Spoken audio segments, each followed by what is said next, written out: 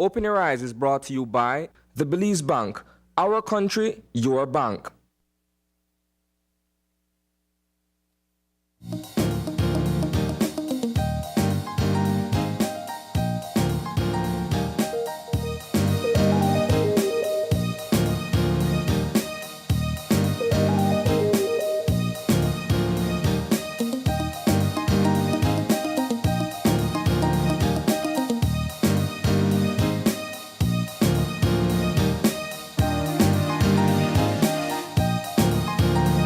Good morning and welcome to Open Your Eyes. Start your morning right. I'm April Martinez. And I am Isana Keretano. And good morning, Belize. Thank you so much for joining us on this wonderful, lovely Monday morning. I want to say lovely because it is. It's a beautiful, you get away with it. It is today. true. It is a lovely morning. I think that we're getting into the equinox of the days are slowly starting to get longer now. Yes. So the sunshine is out on my way coming to work. So it feels nice. It was very pretty this morning. Can't complain. No. I guess soon enough I'll be able to get out and do some exercises once again. Yeah? Is that something that you would normally do when you're not here on the morning show? Well, I've been meaning to do so for the longest, but I've been, the master at procrastinating. Very same. But nevertheless, wherever you are this morning, thank you so much for joining us right here on Channel 5 on Open Your Eyes. Isani, there are a few topics that are buzzing both nationally and internationally. And let's start with home first. Yes. On Friday evening, we left off with sights and sounds from a vigil that was held at the Anglican Cathedral College compound, where the faculty and staff, as well as friends and family and classmates of 15-year-old Lamisha Moody, gathered to mourn her loss. As everyone knows, that 15-year-old Lamisha Moody was shot and killed earlier in the week when a group of individuals in a vehicle went to execute someone else, and she just happened to have been at the wrong place at the wrong time. Why this is all the more unfortunate, when you speak with members of her family, they will tell you that she doesn't quite often frequent that particular shop that she happened to be that night, And when these gunmen saw their quarry, they just let loose a barrage of shots, fatally injuring the young lady. What's even more tragic when you think of it as well, April, is that she was there to buy foam plates for a class trip project the following day. It's a class trip she was supposed to have attended. At least this is what the parents said. And, she suffered a most tragic fate. But as you see here, the outpour of support. I mean, at the end of the day, we're trying our best to, stay away from crime and violence, and people reach a point where, they get frustrated with having to deal with these types of issues where, innocent persons are being, killed just for being outside, if that were the case. Yeah, it's not the first time we've had to talk about this on our What's Buzzing segment. It's not the first time we've seen a student that has lost their life to senseless violence, senseless gun violence, wrong place, wrong time. And of course, our hearts go out to Ms. Moody's family. Yeah. And we heard wonderful, heartfelt testimonies by her friends, by her teachers, by persons that loved her. It's just unfortunate that here we are again having to have this conversation. So my question is, what do we do now? After the dust settles, when we stop talking about it, when everybody else in the corner stop talking about it, when there's another news item that takes over, what happens then? So we do... Just briefly, and I'll put this in quickly. From an investigation standpoint, the commissioner had mentioned to us that they have impounded the vehicle. Yes. And I understand that a review of the footage that was taken from a nearby camera, is part of the investigation as well, but yes. All right, but we do want to say condolences to Lamisha Moody's family, and of course, we will continue on this topic as the investigation continues as well. We also do, just speaking and staying on the same topic, Isane, there was the passing of Peter Morgan from Morgan Heritage this weekend as well.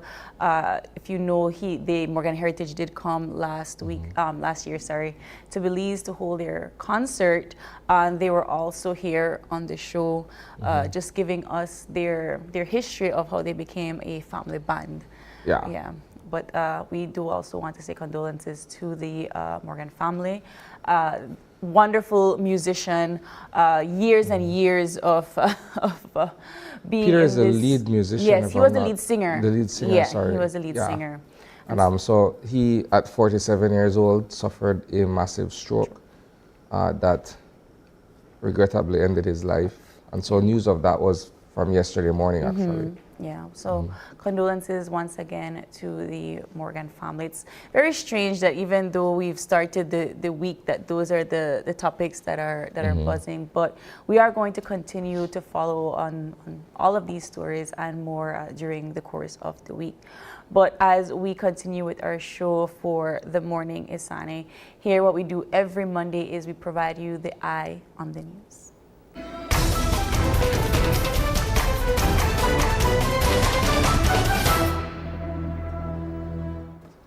So the fourth session of the Senate hearings is set to continue on Wednesday, the 28th of February. And from what I'm made to understand, that they will have 2 witnesses being called to testify. And those include Sanjay Hochandani, and I believe the former Deputy Prime Minister and former Minister of Natural Resources, Hugo Pat.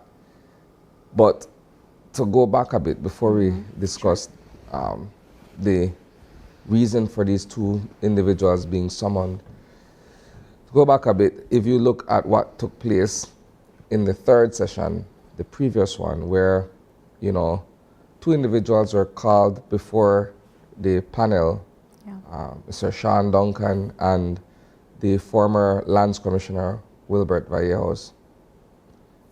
And the fact that both of these individuals appeared in the company of their attorneys, Andrew Bennett and, of course, Senior Counsel Dean Barrow for Mr. Vallejos.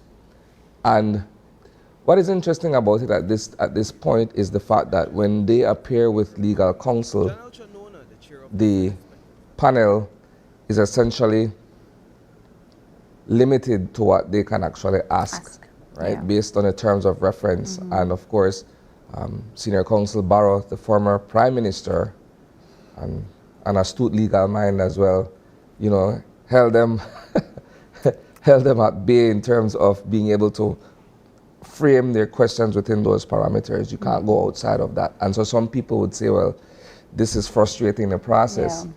But at the same time, you're not necessarily compelled to ask, you're not necessarily compelled to respond to anything outside of your immediate, ambit, so to speak. And so it'll be interesting to see what happens in the case of Hugo Pat. Simply because he too, if I'm not mistaken, is being represented by Senior Counsel Barrow. Right? And so I'm not saying that this is the modus, but you can't expect that he will only respond to certain things within that ambit. They did mention previously, before the Senate hearing, that they were not to ask questions that are not outside of the document. Right? They were not supposed to ask. And as they kept asking things about certain land agreements, other land agreements and titles and so forth, they had to shut it down right away. But I am curious to see what the hearing would be, the ruling hearing would be afterwards, with all of these conversations that are taking place. Well, it's only a matter of, when you look at public inquiries, there's no ruling per se. It's, it concludes, there's a report that is submitted that includes certain recommendations and, well, the findings of the entire process, right? But a lot of people would say, well, we've seen public hearings come and go, and nothing really comes out of it, right? And so the skeptics would tell you, well, this is a grand waste of taxpayers' money. Well, to some extent, perhaps, that's a sentiment that is shared by members of the public on one end, but on the other end, you really get to understand what may have transpired in terms of a particular transaction in this case that was questionable, you know, and the recommendations put forward what to avoid, you know, in the future. But whether or not anyone is really held to task for, you know, any criminal wrongdoing or any other wrongdoing, we've yet to see anyone, you know, any recommendations that someone be arrested and charged for his or her involvement in something that is dubious. My initial thought was, isn't this a conflict of interest? But at the end of the day, Mr. Barrow is there representing as legal counsel and nothing else. Yeah, it's not, and that's the thing. There has to be a separation of the man's roles or capacities, right? So while he's a former prime minister, he's still there as an attorney at law, which is his profession, right?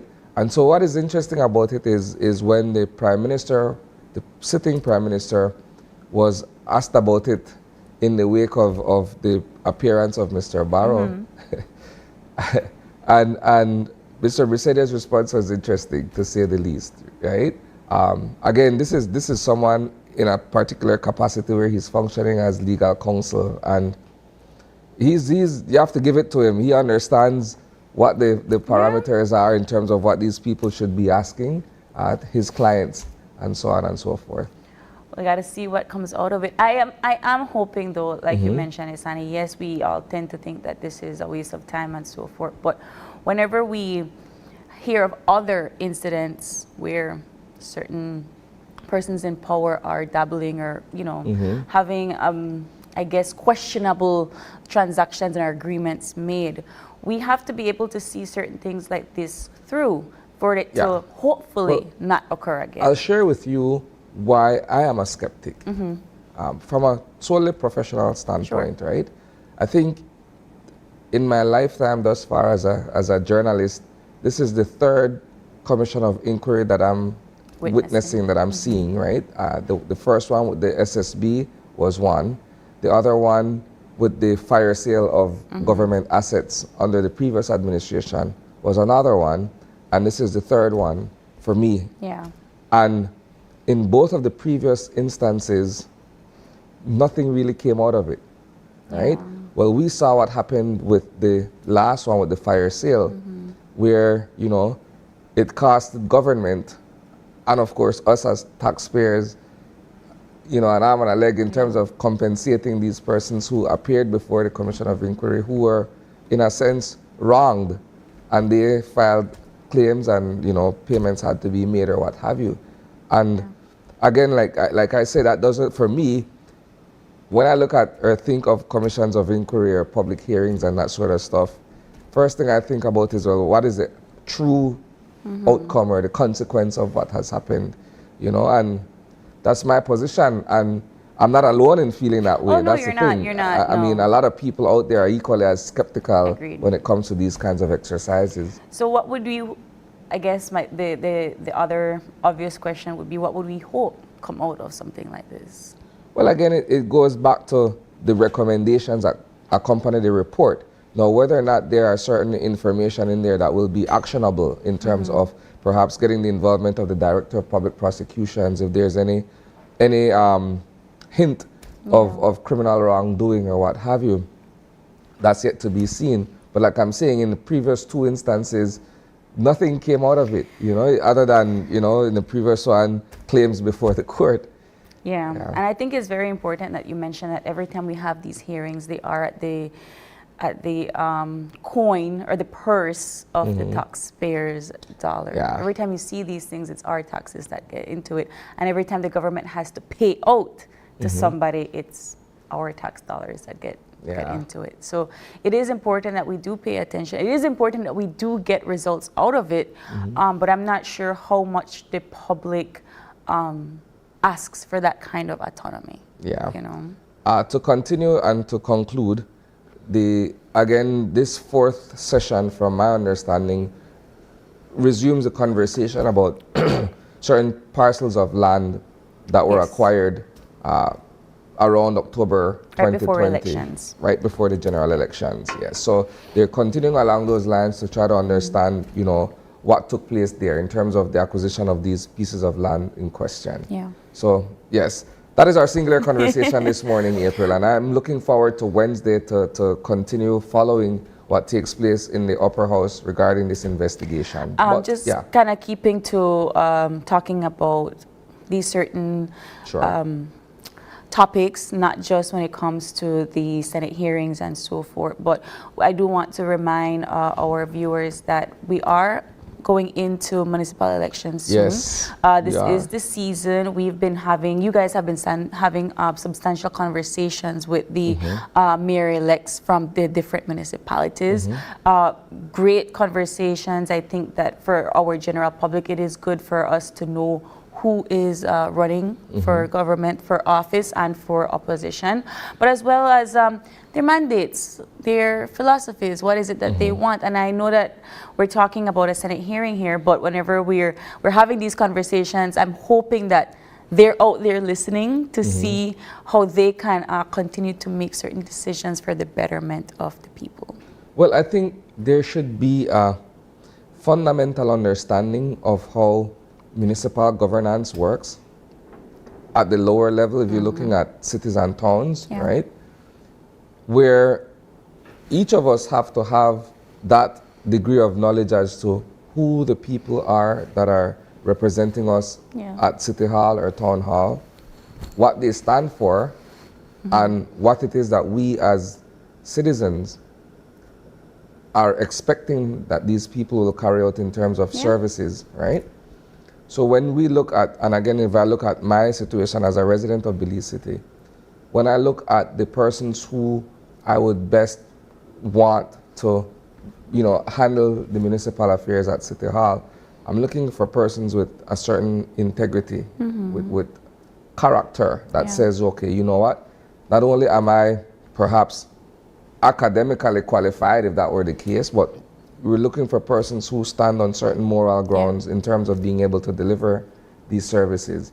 The worst thing is when you hire, because that's essentially what it is, a vote becomes a hire of these persons that are in office, right?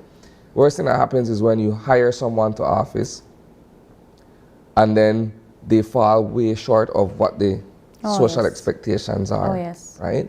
When you look at persons who assume office and then they either enrich themselves or other persons around them and what have you, and then the basic services that the people require, and again, when I say basic services, we're like at the very minimal, it's streets and drains, right? I mean, it extends beyond that. And garbage collection, at least, you know. At the very foundation of it, streets and drains. If you put these persons into office, you elect them to office, and at the end of the term, that is not satisfied or fulfilled, but they're, you know, enjoying a certain lifestyle or comfort, then what is it all worth? I also have this thing of if you're not doing at least the bare minimum, right? And then you have the election that comes up again, but there is no one there with a platform or with a mandate to convince me that you're going to do right by the people, or you're not upholding certain there's always moral a platform. characters. That's what they come in with. When you're campaigning, you have a manifesto, which essentially forms that particular platform that we talk about. Everyone comes with something and says, okay, if you vote for me, this is what I'll do in the next 3 years or 5 years or what have you. To me, it's a matter of being able to fulfill that promise. Execution. That is what's most important to me. I would like when people used to come to campaign and say, you need a free health care or like free education, and my question would always be, great, how are you going to do that?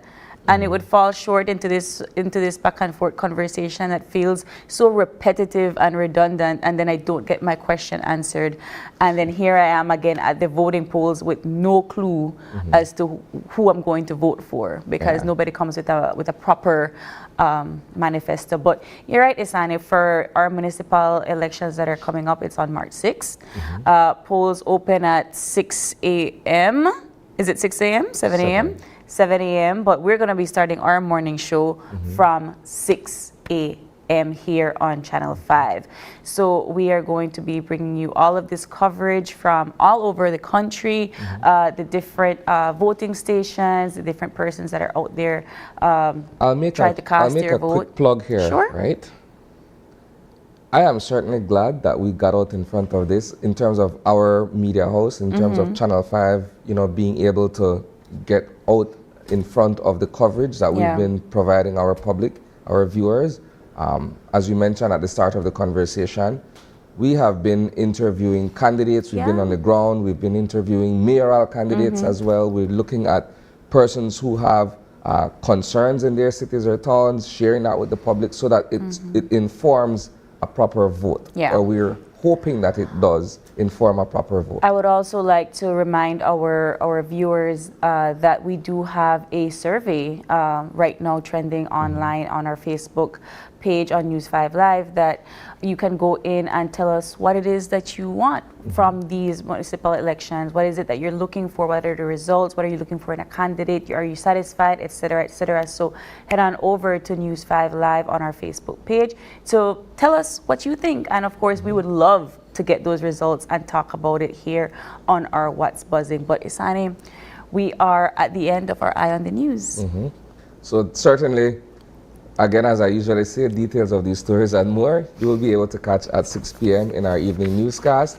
And of course, if you're unable to do so, then feel free to catch us on social media via Facebook or YouTube. That does it for the Eye on the News.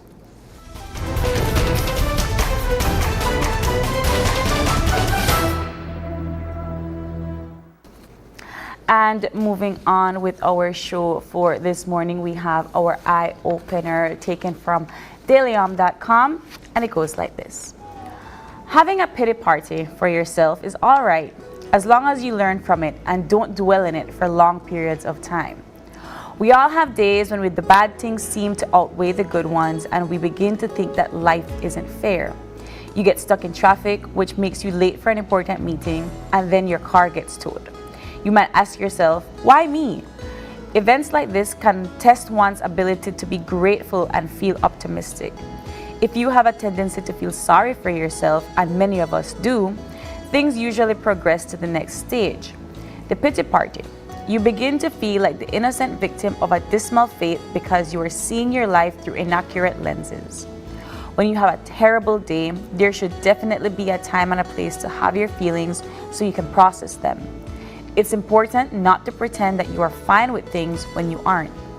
It is also important, however, to notice when you're having a pity party.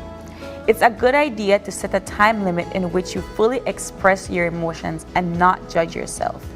When your time is up, let go of the negativity you just expressed.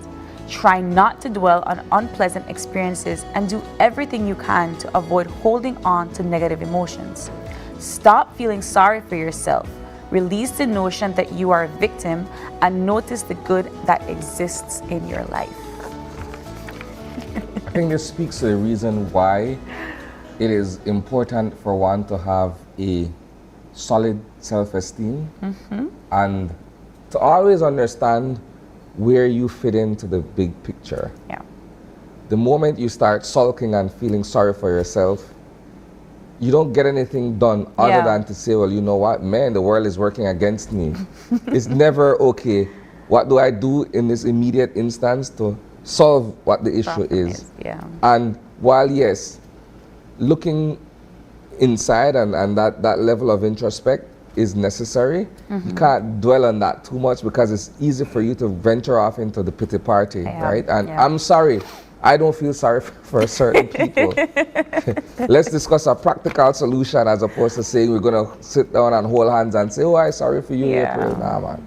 No, I agree. You have to be able to feel your feelings and then let's figure out a way to solve it, right? So wherever you are this morning, we hope that the Eye Opener has given you a little bit of advice on how to handle situations during a tough time.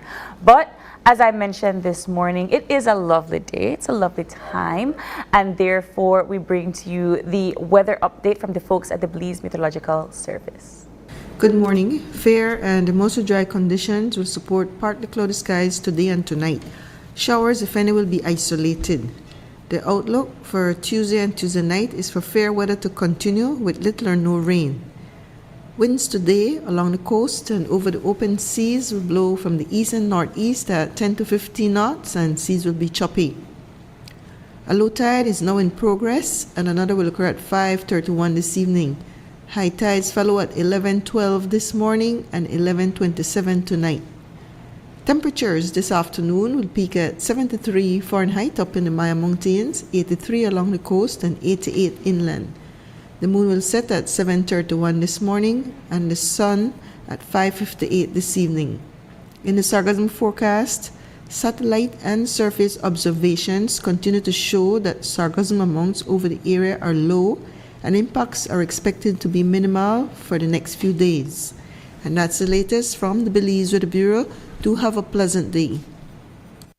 All right, thank you so much to Francisca Wellington for that update. It's going to be a wonderful day today. We have a jam-packed show for our Monday morning viewers. Our first two segments will be talking about elections. We were talking about elections this morning. They're almost here, and we have been providing you all the ins and outs of the campaign. Leading up to March 6th, we would like to ask, what is the role of the municipal government, and are they functioning? We'll be joined by two familiar faces, Dr. Harold Young and also former Mayor Darrell Bradley, who will be giving us their thoughts and perspectives on that topic. Our second conversation, which is our third segment, will be with representatives from the ITSAP STEAM Academy. ITSAP is a very new institution. Yes, I think about 60 students or so. Yes, we'll get to understand from them what are the services and what other, stuff is going on there. All right, and wrapping up our Monday morning show, what you know, who you know. And of course, if you don't know yet, Daniel Loveless is going to be here in studio with his next What You Know edition right here in Belize, so you don't want to catch that. But before we get into all of that and more, we are going to take our break, and when we come back, it's all about the municipal governing elections. Stay with us.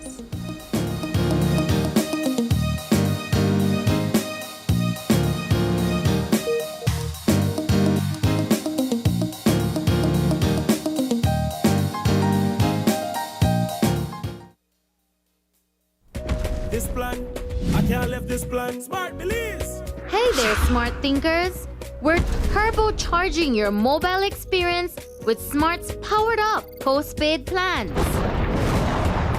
Imagine a world where your data speeds flows faster than ever. Well, guess what? We've cranked up the dial and unleashed the postpaid power of Smart's lightning fast LTE data on all our postpaid plans. That's right, no speed bumps, more data. It's like having a limitless highway of data speed at your fingertips. Whether you're a lone ranger with an individual plan or a squad rolling with a group plan, everyone gets to surf, stream, and share at enhanced full high-quality speed. Switch to Smart's powered-up postpaid plans today and ride the wave of postpaid power. Visit any Smart showroom or smart-bz.com for details and make your mobile experience smarter and faster. Smart, bringing people together. I know I can't leave this plan. I can't leave this plan. 2,251,000 slices of watermelon are eaten by tourists each year in Belize, benefiting local farmers and processors directly. Tourism means business. Hi, my name is Lincoln Fowers and I work at UMall. 100% I will recommend Belize Bank mobile banking to everyone because it saves time, money and gas price, because gas price is high right now. Belize Bank mobile banking just make life easier.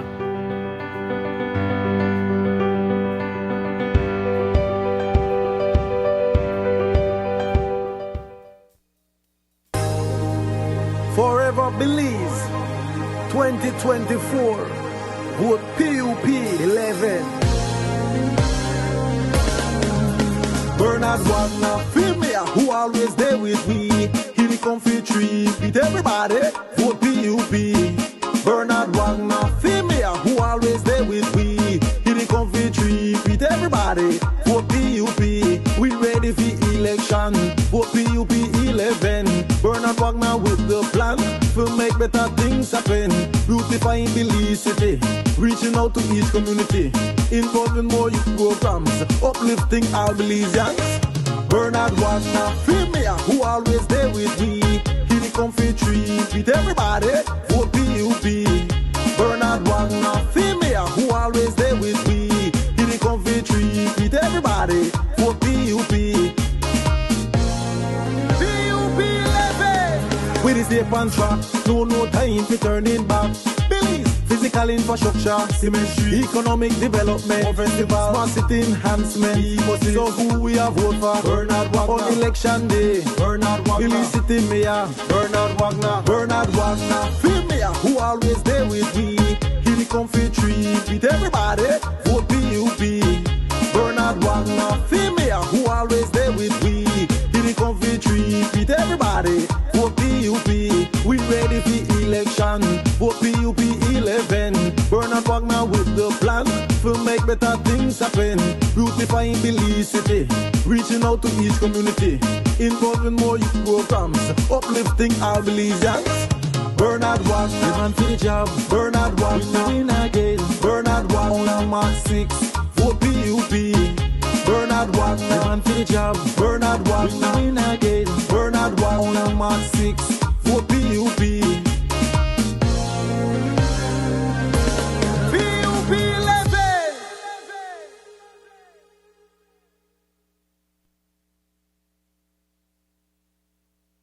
Are you looking for low-cost television advertising? Have we got a deal for you? Advertise on Channel 5's Daily Classifieds. Channel 5's Daily Classifieds is one of the most effective methods for introducing yourself and your business to the community. Use our Daily Classifieds to recruit employees, promote specials, promote your products or services, promote a business opportunity, increase traffic to your website, and advertise items you have for sale. Let us help you to save valuable time and money. Call us today at 280-0013 or visit us at our offices on Coney Drive to discuss how we can help your business grow affordably. Channel 5 Daily Classifieds. Advertise today.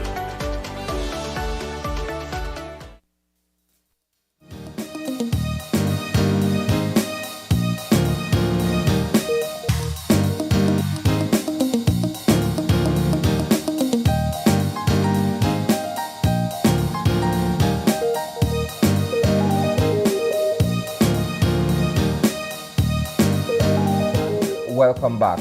As we mentioned just before we took our first commercial break, the next two segments this morning are going to be discussions surrounding politics and, of course, municipal governance.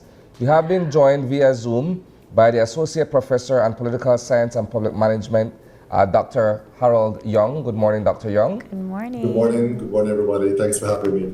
And in studio with us this morning is former Mayor and Attorney Darrell Bradley. Good morning. Good morning. Always Mr. a pleasure. Bradley. Thank you Good. for being here. So this is an extended conversation we're going to embark upon that will be split into two parts. Try to keep it into 40 minutes. Right? Which We'll try our best to contain it. I guess I want to start off with, first of all, the role and function of municipal government. In this case, we're looking at cities and towns and what it is that the framework sets out to achieve in terms of delivering the services of the people. Okay, so for the cities, you have the Belize City Council Act, and then you have the Belmopan City Council Act, and then you have the Town Councils Act. So there's a legislative framework that sets out the roles and responsibilities, how councils are constituted and what are their functions. And essentially the council's responsibility is to be a custodian of the municipal space. So you're talking about things like road infrastructure, drainage, markets, traffic management. You are talking about garbage regulation. So you're really talking about being an effective custodian and manager of the physical space of the city.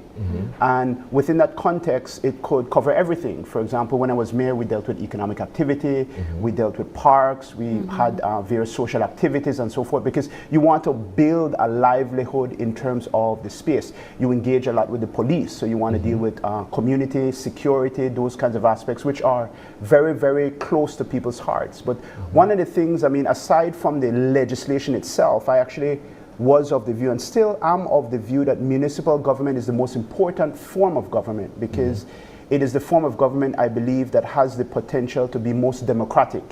It's the form of government that is closest to the people and deals with the people's concerns and needs. Like you're dealing with bread and butter issues, like my community space, the fact that I want to feel safe in my home, the fact that where I live is an environment that is healthy, it is conducive to good living, it promotes economic development and peace and security. Because the municipal government is so close to the people, I could go and I see my mayor at town hall. What are some misconceptions then that the people have about that municipal government? What is the extent of due diligence that one can do for the people? Well, one of the things that I find is people generally don't understand the different tiers of government. People don't understand that there's a central government, and the central government has certain functions, and then there's a local government, and the local government has certain functions. And by and large, I think that there's a certain expectation of government, and this comes back to perhaps maybe ideological views of what the role of government is. And I tend to think that Belize, over its history and because of how our politics has evolved, there's a high expectation as it relates to what government should do or ought to do, or the role of government in your individual life. And people have an expectation of government. And I think that this creates a lot of problems with the local government, because what I find with local government is that the money isn't there. The tax base isn't there. When I was at City Hall, the subventions, I left in 2018, the subventions were not increased from 1993. So the tax base of the city isn't really growing, and the income stream is not there. But everybody wants the streets, everybody wants the police to be at their beck and call. So I found not necessarily that there were problems with due diligence, but just that people's expectations of what government should do in their lives, there was a mismatch there. So let me ask this then, and perhaps this goes to both yourself and of course Dr. Young.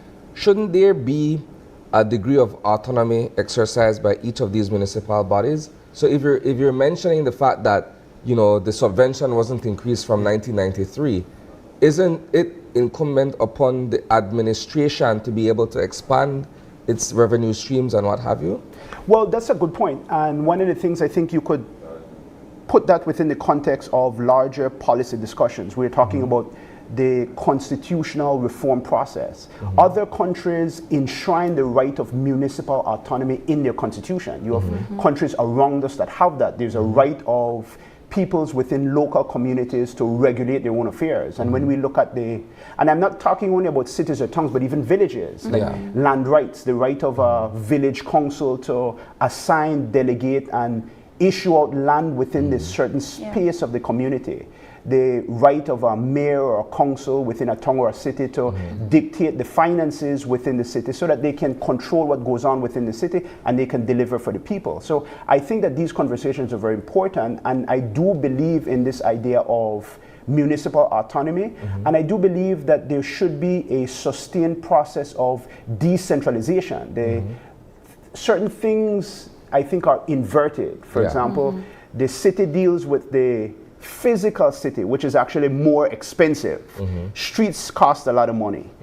But the city also can deal with a lot of community aspect of it, libraries, fire service, community health centers, engaging more with police and security and so forth, so that there could be more devolution of authority, so that if you're saying that the city is autonomous, that means that you have to recognize municipal government as an integral part of the democratic space, and you have to empower that autonomous entity to control the activities within that space. A big problem that I find, and I am talking because I have a friend who is currently in government who shared a lot with me in terms of urban planning. But you can do a lot, and I think we ignore a lot of the aspect of urban planning within the space. And that's a responsibility of the municipal government. Yeah. And it has a lot of problems when you look at how taxes are computed, when you look at how we do street development, how we develop certain zones in Belize City. But you can do a lot as a municipal government in consultation with the people in your space. You can really transform a space into a livable city that's vibrant, economically functioning, where people feel happy and content. Let's get Dr. Young in on the conversation at this point. Good morning once again, Doc. Let's get from you your perspective on municipal government. Well, I'm a big fan of municipal government because, and I've said this before, I'm old enough to have experienced the move to independence, and the idea of independence was always a sort of a national issue. We're going to be independent of some exterior power. What has not happened is, to use the word, the idea of self-autonomy and self-governance has not devolved into the municipalities. So people tend to look to central government, and to some extent, central government encourages it, right? The politicians encourage it. Yeah. So the idea is to, as Mayor Bradley was saying, is to create a more autonomous municipalities. The necessity to enshrine it in the Constitution, I'm not going to quibble with that. But what we need to look at is how are we using what we have right now? And the record on the ground shows that there has been some improvement in how municipalities perform over the last, let's say, 20 years, right? There has been improvement, but there's a lot of room for improvement. So in one aspect of it, it's a lot of physical environment, like what Mayor Bradley was saying. So roads, drainage, that sort of thing. So a lot of physical environment. The mainstream of the money collected by municipalities, only 6% of all the money collected by government's revenues, it's only 6%. So they collect about $17 million a year. All the municipalities combined collect about $17 million a year, which compared to the national budget is very, very small, right? Drop in the so bucket. what can you do within the scope of what's there? And I don't want to get into it, but just for parameters' sake, right? Currently, I spoke to the gentleman who is in charge of municipal government in local government, and we're talking about a range of collecting around 55% of what could be collected under the current regime, up to about 85% in other municipalities. So there's a wide range of how they're performing in just revenues that they can collect under the current regime, right? So that is something that people, the voters, should be looking at in making their decisions. Like, how are the municipalities performing within the current regime? Before you talk about making them more autonomous, right? We could talk about that. But how are they performing now, right? That's one big thing. The other thing I think is, and Mayor Bradley mentioned it, is the idea of the human part of it. Yeah. Now, that is something that we have not really evolved officially into. So social services, human services, rather, let's put it that way. Human services are still the under the umbrella of the national government. And unfortunately, the Ministry of Social Services has always been treated as a sort of a secondary ministry. And I'm asking myself, how can the structures that deal with human beings, right, as human beings, be secondary to streets and roads, right? Or to bridges, or that sort of thing. And so I think it's also a sort of a shift in how we think about, we meaning citizens and voters, how we think about it. Right? Do we and then? that also, just the final part, that also brings in how we as individuals shoulder our responsibility within the municipality. Right? How do we pay the taxes we're supposed to pay on time? Do we not throw paper on the ground? Do we not, that sort of.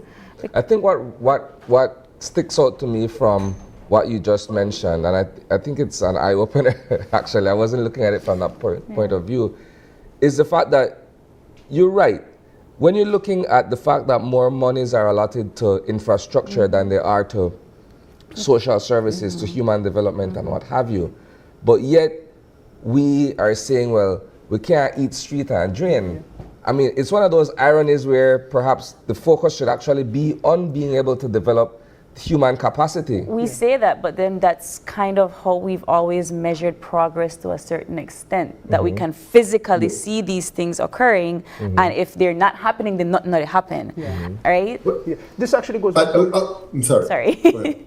No, I was going to say, no, I agree with you, but I want to say this thing, it's encouraged also by the international lending agencies. The sources that we rely on for funding for infrastructure, for all those program, for IFIs. development, right? A lot of it is focused on, well, we can measure that you built a bridge. Right. We can't measure that we save. It's difficult, I can't say you can, but it's difficult to measure you save a young man or woman from being in a gang, right? That's harder to measure, and they're interested in measurement and visible outcomes, and they feel good that they did something, right?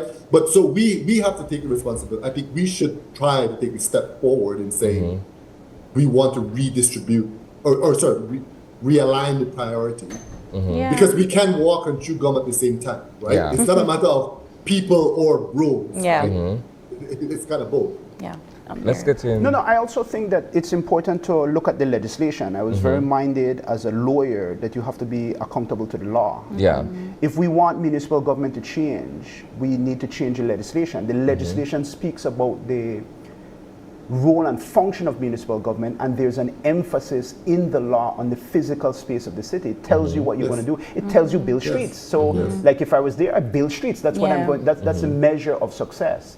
And I think if we want to broaden the powers of municipal government, which I think we should, we need to broaden the legislation. Before I was in office, this was prior to 2012, there was a draft municipal authorities bill, which was meant to do that. There was also the proposal for the establishment of a comprehensive planning law that would talk about urban planning from the point of view as being more organic and building spaces, because you can have a significant positive impact by putting a park in a certain area. By dealing with the physical, you can actually deal with things like livelihoods and community attitudes and a sense of safeness within a certain particular space. So there's a lot that you can do within the legislation, but we need to adapt the legislation to what our expectations are.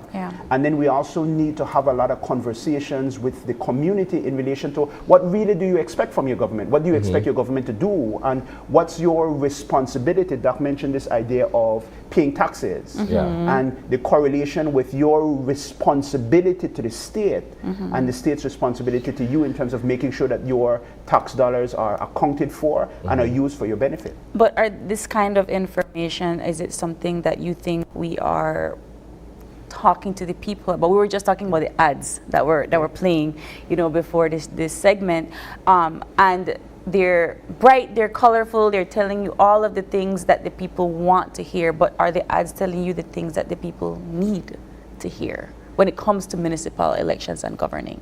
Yes, go ahead, Doc. No. I think, to be fair, it's a campaign. Yes. Let's just say it's a campaign, right? And campaigns will have a certain flavor to it, right? Yeah. But you're right. People should be made more aware of what is expected, and or not just expected, but how the work relationship should be like between the entities, right? I'm for reform, Mayor Bradley, into bringing social services. I'm for that. I was just trying to talk about what it is that we're facing in this current elections, how to judge the candidates, right? Or to judge the commissioners. I am for expansion and increase it. But yes, so here's the thing. There are very important parts of the act which Mayor Bradley knows, right? by law, by national law, for example, property tax cannot be more than 12%. Right? None of the municipalities charge 12%. I'm not saying they should. I'm just saying they don't. Right? Yeah. The highest is at 10. I think it's 10. Belize City and somewhere else. I think Punta Gorda. Somewhere it's 10. But Belize City is one of them. So the question, and then the other part of it is, do people know that? First of all, do people know that in every constituency there are boards separate from the city council or town board that actually you can go to talk about your property tax? Yeah. Right? There's actually a board that, from what I understand, is basically idle because nobody knows and nobody goes. That level of awareness is lacking. There, yeah. Right? No, but I don't think what I'm saying. I don't think it's. I'm not sure that campaigns are the place to look for that to happen. Right, because campaigns are campaigns. Yeah. But this sort of awareness is real, and I'm sure Mayor Bradley can attest to his frustration with coming to him about very specific things when there were other mechanisms to address the go-to, but people didn't know. And of course, he was a politician, and he doesn't want to say, "Don't talk to me about this. Go to so and so." I can't listen to you. No, you don't do that, right? Yeah. But so there is the question. The thing I'm trying to get across is that there are things in place. Are they adequate? Probably not. But there are things in place in which we can measure how they perform. One of the important things, and I'd like Mayor Bradley to talk about this because he can actually talk specifically about what happened. Subventions, we mentioned that earlier. Subventions are very important, and I don't think that they should be looked at as some sort of like a pariah. I think subventions are very important. They're not unusual to Belize. They're not unusual in Belize. What is not talked about is how the subventions are decided. There is no specific formula. And I asked about this, and one person said, well, we look at it per capita, like how many people live in your constituency, so you get like a amount per head. But it's also how well you know and like the Prime Minister. Not this Prime Minister, any Prime Minister. Yeah. Right? Wow. How much you're in with the Prime Minister. So and that's I'm saying it in a sort of jocular way, right? But that's not a way to do things. Yeah. Right? But see that explains why when we sit on this couch and we speak to these mayoral hopefuls, it's almost as if though when the question of alignment is asked, okay, between local and central government, everybody seems to be ponying up. Everybody seems to be like, okay, well, I need to get in the good graces so that we could lobby for certain things in our cities and towns. Which is my frustration. I would want to think that each municipality should be independent for the most part. And then we have a lot of conversations in relation to accountability and transparency. Yeah. If you have an autonomous municipal government that could act as a good check and balance against the powers of central government, you want that. You want healthy levels of government where people in the community can run for mayor, can run for councillor, they can have community meetings. City council meetings are supposed to be public. You can go there, you can voice your concerns. It's a very organic form of government. And if you strengthen that, and I'm always a proponent of legislative reform, because if you strengthen that, not that I'm saying that you should put it in the constitution, but if there is strong recognition for the right of municipal autonomy, then you have a legal basis for arguing for fairer subventions, for a defined subvention formula, for greater spending or greater part of the national budget within the local space. Because if you look at it more, I think everybody lives in either a city, a town, or a village. Like all of us live in communities. And we would rather our money be spent on the areas within our communities that are most important to us. I mean, my community space where my family lives is the most important space for me. Sorry. I want to say one more thing about subventions, because I think the public, we talk about we need to educate the public. We need to talk to the public about these things, right?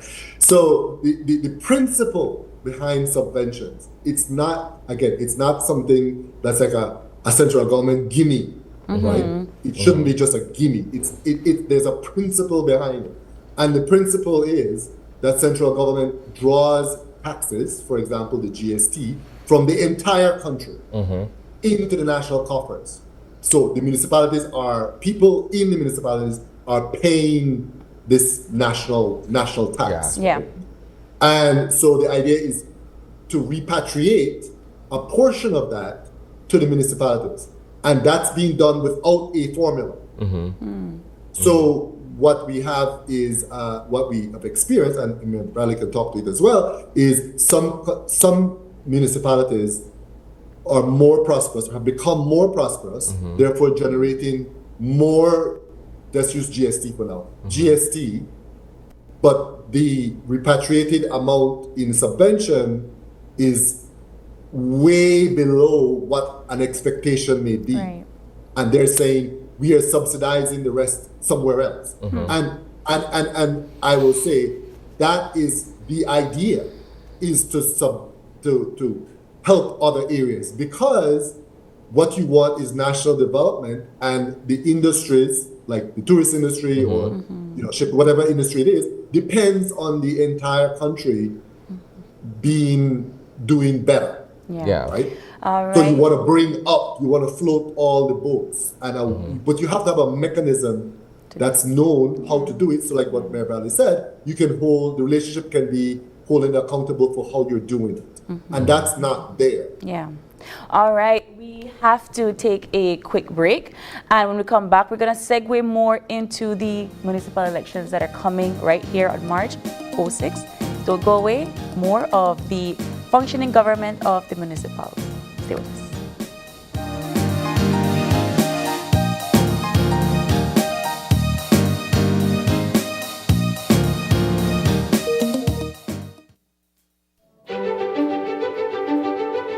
Technology is ubiquitous, and it's transforming how, when, and where we work. Full-Tech Systems is placing award-winning devices in the hands of information workers, allowing them to work without compromise in a world without wires, to innovate, create, and to maximize productivity anytime, anywhere, satisfying the needs of the desk-centric remote and field worker and every other worker in between. We are providing the industry's best devices to businesses going through the process of digital transformation. Partner with us today to provide the solutions that will allow your employees to work effectively and efficiently to enhance your customers' experience.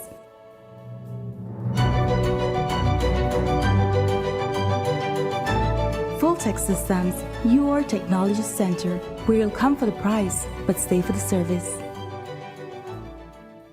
From now on, when you visit Uno, you will experience an A+ power in all fuels. Dynamax Plus, the formula with the ultimate technology in additives, provides an A+ power and A+ performance. Dynamax Plus, A+ power and A+ performance to reach further with less fuel consumption. Dynamax Plus, available in all fuels. Uno, a different energy.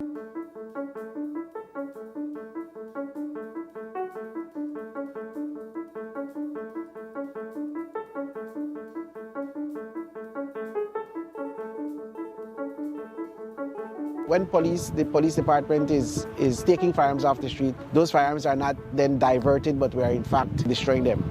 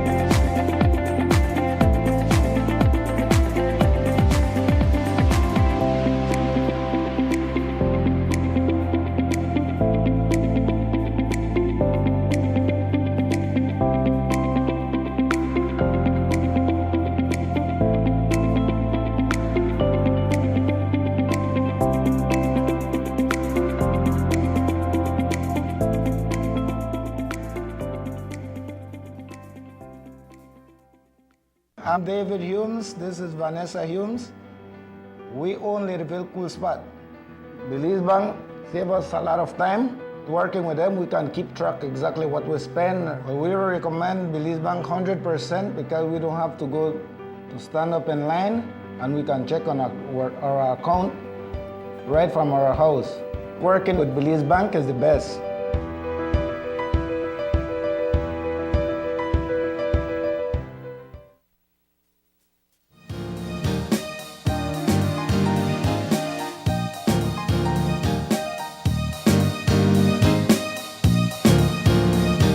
And welcome back. We continue our conversation. Yes. The second half of this two-part discussion with former Mayor Darrell Bradley and, of course, Dr. Harold Young, who is with us via Zoom.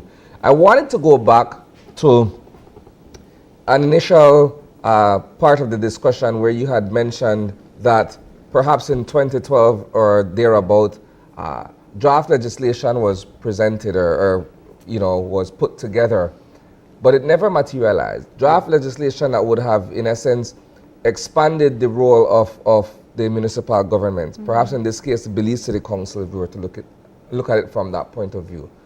What happened? Was it a matter of a lack of political will? They did not find it prudent as something that they would want to pursue? It just died. I think the draft bill is perhaps still there, but that wasn't even in 2012. That was maybe about 3 or 4 years before 2012. When I became mayor in 2012, I inherited that draft bill there. We started to have discussions. There were international consultants. But in 6 years, it went nowhere. It wasn't passed. And so the idea that I think, and then Doc mentioned this point in terms of the subventions, I do not believe, and I think that this is a fundamental problem with government in Belize. I don't think that there is sufficient enough policy discussions at the various level of government to talk about the issue of reform. I think that the issue of subventions has been a concern from every mayor since, I think, independence. But where do we have those sustained conversations and engagements to talk about how do we change that? I don't think that that is there. In terms of the municipal authorities bill, there has to be a sustained discussion. And it comes back to people's appreciation of what the different tiers of government are responsible for. Like you mentioned this, Isani, that my area representative wants to be in the street building roads. That's not his function. His function is to be in the National Assembly debating bills. And your municipal government, your mayor, that's your community agent within your space. That it's not to say that the tiers of government should not be working together, but we should understand what our lanes are, and we should respect one another's responsibilities and functions and participation in the democratic space. But what tends to happen is that there's an argument between the area representative, the minister, and the local government because I want to win. So if there's a street to be built, that your area representative to build the street. No, that's a municipal function.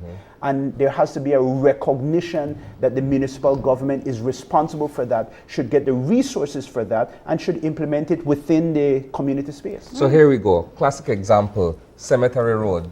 There was this bickering, between the sitting mayor and, of course, the minister responsible for infrastructure development, where they're saying, look, so who's actually responsible for Cemetery Road? Somebody wants What is your perspective on that? It's the mayor. It's the mayor. So, but of course, there's a revenue constraint. So the monies may be contributed by the central government, but that's a municipal responsibility. There are highways that traverse the city. For example, you have the Northern Highway and the Western Highway and so forth. So those are the responsibility of the central government. But all streets within Belize City, Cemetery Road is a street. It's not a highway. That's the responsibility of the mayor. So that what ought to happen in that situation is that there should be a project or something like that, but that is under the autonomy of the city, so that for you to say that you are bypassing the democratically constituted entity that's responsible for that, and then you are implementing that project within the space, that's our problem in Belize. We often, we're gonna shift gears a little bit because we are coming at the heels of this year's municipal elections.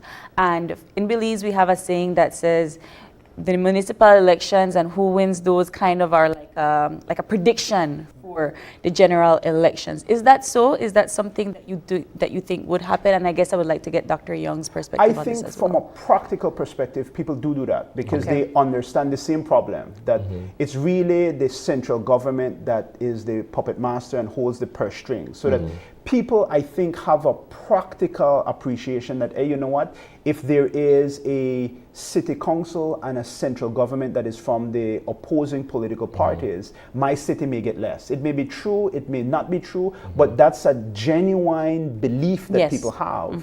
And so I think that contributes to the expectation that, hey, you know what, I would want there to be an alignment between the political parties so that they could work more seamlessly together. If we are able to reform and we're able to set up structures of autonomy and to provide independent funding for local government and the responsibilities on the local government, then that would be a less of a concern. But people believe that. Yeah. Let's get you on it, Dr. Young.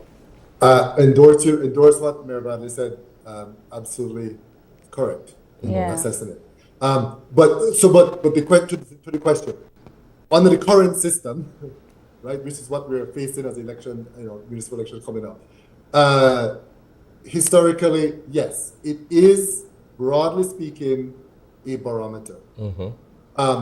Particularly when, as a cycle would have it, the municipal elections fall within a year or a year and a half of an expected national elections, right? And I have collected the data, at least since independence. I think I have some data from before independence, at least since independence. And it shows that there is some sort of correlation between the two. It only happened once where the party that won the majority of seats at the municipal level, right, did not win the subsequent national elections. That happened once. So it is about fair or not, to Mayor Bradley's point, right? Fair or not, under the way it's structured and the way people perceive it, it is sort of a barometer. And that will not change unless we have reform, what we just talked about, municipal reform. But I want to make this point, because this is one of my things, right? The attitude of national government and how any national government, how the structure is set up, will always engender that sort of behavior, because it's very much a winner-take-all situation. And the way we elect these representatives or House of Representatives engenders that behavior. The system engenders that behavior, it nurtures it, it encourages it.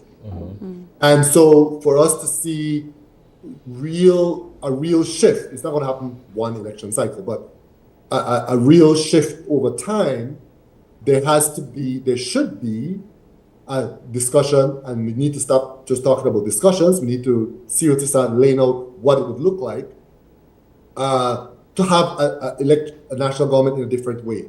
And there are numerous ways, and I'm not going to, this is not the time for me to even try to prescribe, I won't prescribe, but to discuss all the different ways. But there are many alternatives. And I think I want to say is there's always been this thing that, that's too hard. People won't understand how to vote. We understand voting for 2 people or maybe 3 people in a constituency. We understand it, but we don't understand anything more. Belizeans can't do that. That is absolute bollocks. And it's also insulting to ourselves. Yep. When we go to the polls on the 6th, we are doing quite a exercise, right? We're looking at slates, and we are able to choose among the slates which candidates we want. Right? Yeah. You can vote the whole slate if you want, and there will be people that will do that. But we can also decide to not do that and look at the candidates themselves. And that is a level of maturity that we completely, and also the mayoral race, right? Where it's it's a wider race, what we call a strong mayor, right? The wider race. We are already doing some of these things. Right? We're already doing it. So we know how to do it. Yeah, it's very interesting that you say that, because one would think that since the municipal government is closest to the people, something like the Prime Minister's office is so far away from thought that I'm not thinking about central government for municipal elections. I'm thinking about the people that I know. And because the municipal government is so close to the people, people would vote for who they know. I know Darrell Bradley so many years, so long, and so I will vote for him even though I might not even know your manifesto, right?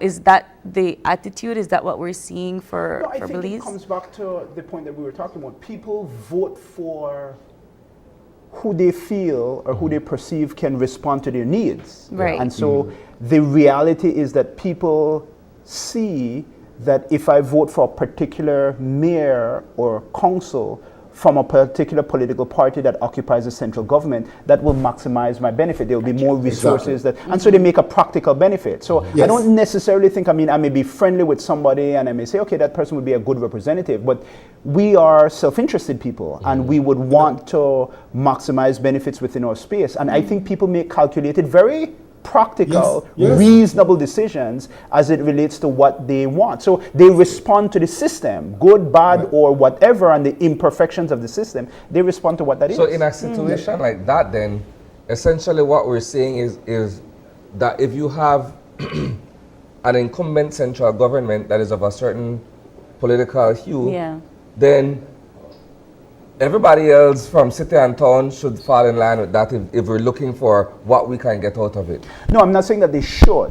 So we're just making observations in relation to what has been the historical practice and what's our perceived belief in terms of voter attitude and voter behavior. But I'm not, because there have been swings. So the municipal election is a good litmus test, because when people do not like the central government and they vote against the central government in a municipal election, that's an indication that there may be likely a swing in the central government. So it's a good test. And I remember that when the United Democratic Party and the People's United Party in the last cycle, the municipal elections and the central government went the same way. It was a good test in relation to where public opinion was at. So it's not that they always keep it the same.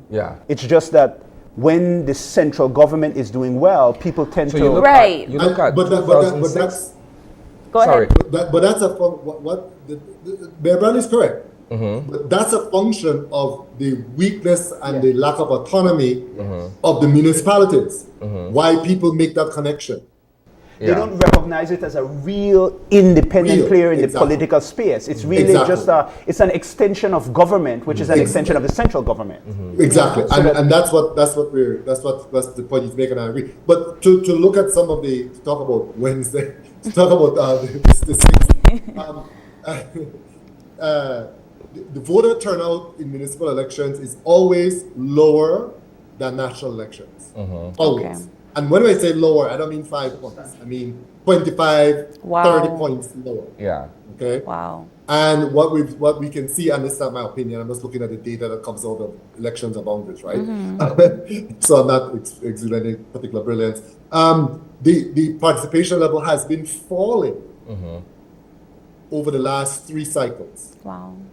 Is it that voters are disenfranchised, or they're disillusioned with the whole idea of casting a ballot and not getting the necessary satisfaction at the end of the cycle? Yeah, well, to some extent, yes. It's that same link that we were making, that we just talked about, right? That they're like, well, central government has all the power. I voted, the party won. Local government, why do I don't need to bother, right? That's so weird though, because the voting and the power is for us. So if we keep up that culture, that's us essentially giving central government more power than they actually... Yes, right? It's an abdication of our responsibility. I think it's an important question in terms of the caption on the screen, that when you look at evaluating whether or not local government is functioning. And I think it's unfair for us to talk about the functioning local government by reference to the people, because there are systemic changes that need to happen for us to evaluate whether or not it's functioning. And I think within the democratic space of Belize, without reform, people do not see local government as an effective form of government. They don't. It can be. It certainly ought to be, and there has to be significant reform and devolution and increase in autonomy. But unless we do that, we're going to continue to have these cycles where it's seen just as an extension of the central government. Whenever you go ahead, Doc. No, I was going to say, we mentioned earlier human resources, right? People being important. And I think, again, going into the elections that are coming up, when you look at the slates, there was a peak or there was a rise in the last cycle, and now a decrease in the number of women candidates or nominees, right? And that is, I think it's a point of concern where half your population, human resource, are not supported or not moving into leadership roles, right? So we have this chance of not having not one female mayor. Now think about, this is not new, but this is something that I think we should be spending more attention on. I mentioned this before on some other time.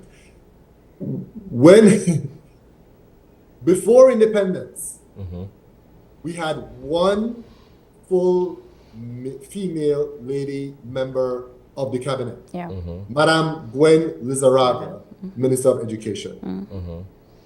In 2024, we have one full member of cabinet ministerial post, Honorable Dolores Palmas Garcia. So for down from the 70s, 60s into the 70s, to 2024, we went from 1 to 1. Is it an indication perhaps of the patriarchal hold that we have on society? Yes, it is. But when you look at, which is again not new, and when you look at the parades or the fanfare going to nomination day, the majority of people who were out there were women. Are women, yeah. Interesting. And they have traditionally done the groundwork. You know, a lot of the I don't want to say grunt work, but a lot of the important work that goes into making the wheels turn. Yeah, indeed. As we are coming to a close on our long segment, because I feel like we could have gone longer with this, but I would just like I've only spoken about 2 pages of my notes. That's why you have to come back, Doc. But as we wrap up, I would like for you both to give us a final, I guess, word of advice. What should voters be thinking about coming into this new municipal election? Well, I think, first of all, you should vote. Yes. And I think it is a right that people have fought for, and it's a right that should be exercised. So for good or for bad, you should vote. Yes. And I think that you should do a analysis. The system is not perfect, but local government is important. And the more you participate in local government elections, the more you voice your concerns, the more you give it the importance that it deserves. And there could be in the future discussions for reform. So that I think that people should evaluate the candidates. They should evaluate what is contained in the manifestos or the lack of manifestos in relation to that. There should be a listening in relation to what's going on social media, on talk shows and so forth. I don't know if this cycle they're having debates or things like that and those kinds of discussions. And you should make an informed choice as best you can in relation to who you think would best serve your interests within the municipal space. But it's an important form of government. It deserves recognition. And aside from this one election, I think that there tends to be a lot of focus on government, including local government, around election time. But we always should talk about government reform and how do we improve the performance of the different levels of government. So beyond this election, there are still conversations that need to happen, which need to be on the level of the people in relation to how do we improve the effectiveness and performance of our local leaders. Agreed. Dr. Young? Okay, everything Mayor Bradley said. Yes, I don't want to repeat it. Everything Mayor Bradley said.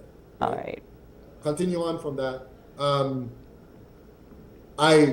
I want to give recognition and compliment all the under 30 candidates who are there, who are running. There are a number of candidates who are 30 and under who are participating. That's a good sign. And I think that's one of the building blocks of the reform, possible building blocks of the reform, that we're getting younger involvement. I also want to talk about the fact that there are other areas of Belize, and I can name some of them, that should become municipalities. And it goes back to this idea of taking responsibility for your local environments and for your local community, right? And one that I'll call out, I'm not saying any secret, this is not any kind of, is the Ladyville Lords Bank area. That area has 12,000 people living there, and they have more voters than Punta Gorda. Okay, so, but there's this fear of, I don't want to be taxed, so that's what. But anyway, and then the other thing I'll say is, everything Mayor Bradley said about making a decision to go and vote, but also take that consideration and that energy between elections, right? Take it personal, so I don't throw that piece of paper in the public space, right? My response, my contribution. I was watching the feed, and somebody mentioned all the leaders failed the people all the time. And I'm like, well, yes, our leaders do fail us, but we sometimes fail ourselves by not holding them responsible and their feet to the fire, right? And the example that I gave in the feed, if you look, is how many people gave support to, for example, a teacher's action in between elections, right? How many people did that who are not teachers? So that's part of participating in democracy. Democracy is a contact sport, right? To use an awful metaphor. It's a contact sport that requires constant engagement, and that's the only way we'll get the kinds of reform that Mayor Bradley talked about, which I endorse and would love to be a part of and talk more about going forward. So get out and vote.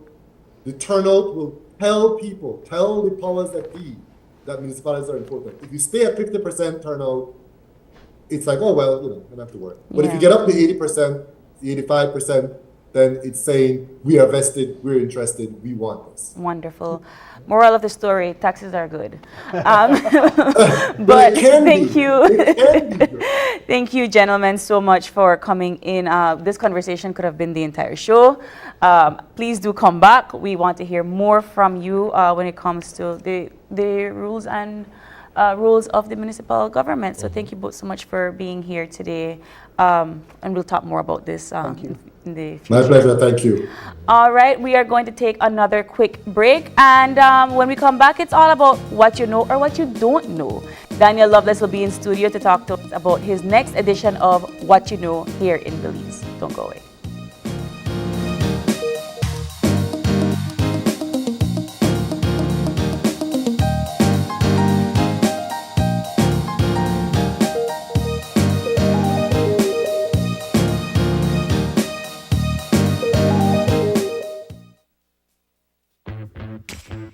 My Social Security.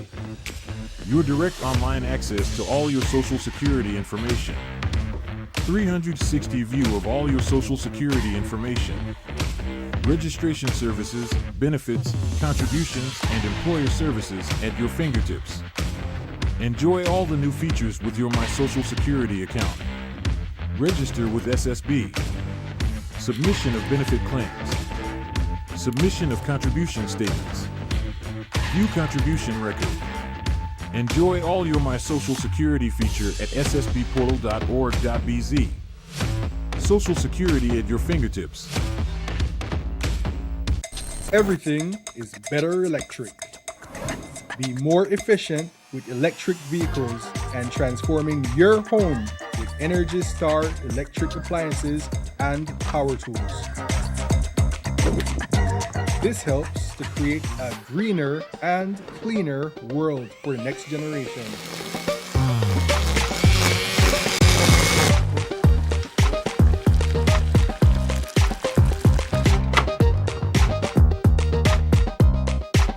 Energize your world with BL.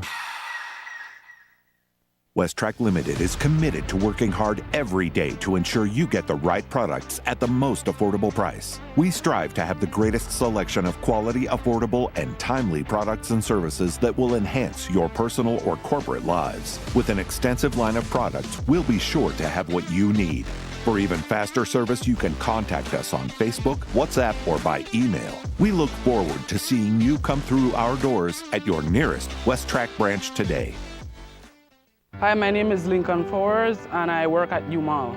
100% I will recommend Belize Bank mobile banking to everyone because it saves time, money, and gas price because gas price is high right now.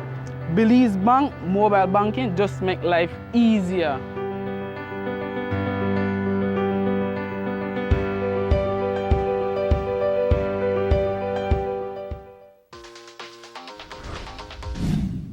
I'm connected. Yo. I'm connected. We're connected. Create the perfect broadband bundle that fits your style with Smart Connect. With the Junior Bundle, get 50% off your national calls and up to 6 gigabytes of data at no extra cost. Get postpaid added for an additional cost of only $25 with the Prime Bundle. Stay connected with unlimited smart-to-smart calls plus 6,300 megabytes of data and free international minutes. For the family, pay $28.13 more and get the Binge Watchers bundle with Netflix. This bundle gives you 4 profiles with unlimited streaming on multiple devices. Visit a showroom near you to sign up and personalize your own bundle combination with Smart Connect. Smart, bringing people together.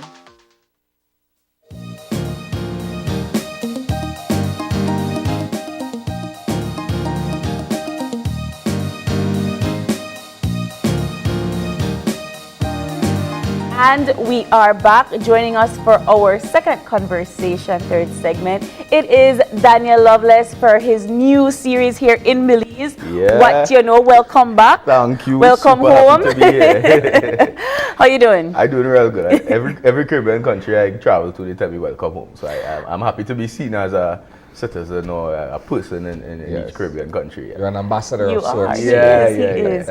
I know you've already spoken about this. What You Know has been going on for a couple of years, about 5 8 years. We're celebrating. I'm going to say 6. We're okay, celebrating 8 years this year. Yeah. Let's talk about what jump-started your career with this year's. Why did you want to know what you know now? Right. When I completed secondary school back in 2014, I went through a process of, doing different little jobs, trying to figure out who I wanted to be in life, what I wanted to do.